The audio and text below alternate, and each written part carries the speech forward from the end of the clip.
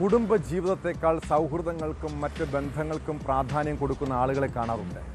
എന്നാൽ ഇത്തരം സൗഹൃദങ്ങൾ നമ്മുടെ ജീവിതത്തിൽ താൽക്കാലിക സുഖവും സന്തോഷവും നൽകുമായിരിക്കും. എന്നാൽ ആ ബന്ധങ്ങളിൽ ചെറിയൊരു വിള്ളൽ ഉണ്ടായാൽ മതി സന്തോഷം ദുഃഖമായി മാറാൻ.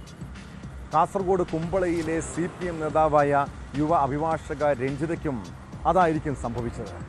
അഭിഭാഷകയായ രഞ്ജിതയുടെ മരണത്തോടെയാണ് പത്തനംതിട്ട സ്വദേശി അഡ്വക്കേറ്റ് അനിൽകുമാറുമായുള്ള സൗഹൃദത്തെക്കുറിച്ച് എല്ലാവരും അറിഞ്ഞത്.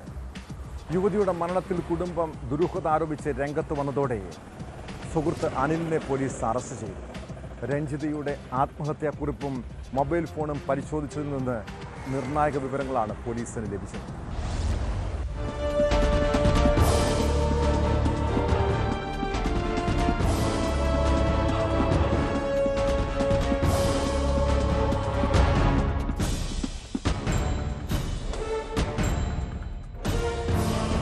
കുമ്പളയിൽ യുവ അഭിഭാഷകയെ തൂങ്ങി മരിച്ച നിലയിൽ കണ്ടെത്തിയ സംഭവത്തിലാണ് അഭിഭാഷകനെ പോലീസ് അറസ്റ്റ് ചെയ്തത്.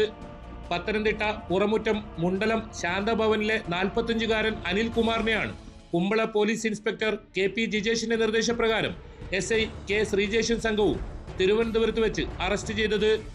ആത്മഹത്യാ പ്രേരണ കുറ്റത്തിനാണ് അറസ്റ്റ്. വർഷങ്ങളായി രഞ്ജിതയുടെ സുഹൃത്താണ് ഇയാൾ. സെപ്റ്റംബർ 30-നാണ് രഞ്ജിതയെ കുമ്പളയിലെ സ്വന്തം ഓഫീസ് മുറിയിലെ ഫാനിൽ തൂങ്ങി മരിച്ച നിലയിൽ കണ്ടെത്തിയത്.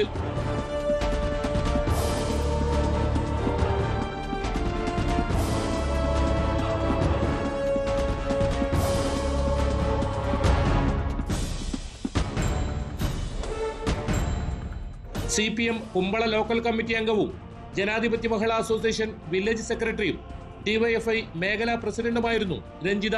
നിരവധി തവണ കുടുംബാംഗങ്ങൾ ഫോൺ ചെയ്തിട്ടും രഞ്ജിത ഫോൺ എടുത്തിരുന്നില്ല. ഇതേ തുടർന്ന് അന്വേഷിച്ചെത്തിയപ്പോഴാണ് ഓഫീസ് മുറിയിൽ തൂങ്ങി മരിച്ച നിലയിൽ കണ്ടെത്തിയത്.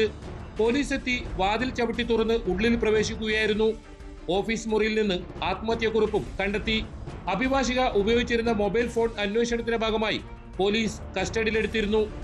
ഇതിൽ നിന്നാണ് മരണം സംബന്ധിച്ച നിർണായക വിവരങ്ങൾ പോലീസിന് ലഭിച്ചത്. രഞ്ജിതയുടെ മരണത്തിൽ ദുരൂഹത ആരോപിച്ച് കുടുംബവും CPM കുമ്പള ഏരിയ ലോക്കൽ കമ്മിറ്റികളും രംഗത്ത് വന്നിരുന്നു.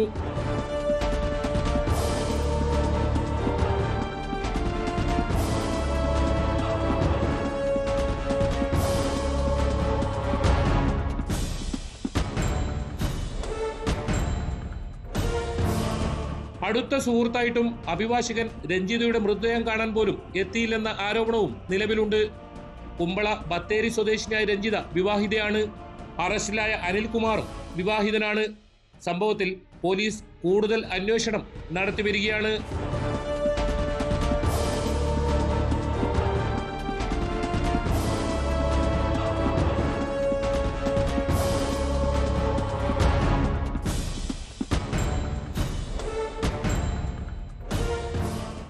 ന്യൂസ് 18 കാസർഗോഡ്.